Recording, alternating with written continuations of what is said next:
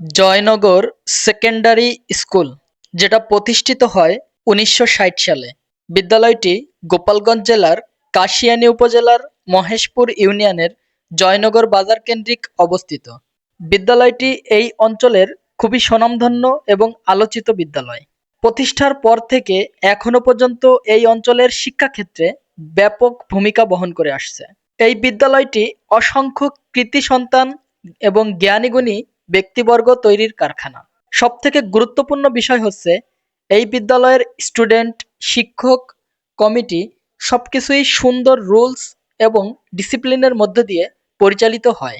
এই স্কুলের overall result, পরিবেশ, ডিসিপ্লিন সবকিছুর জন্যই খুবই আলোচিত এবং স্বনামধন্য।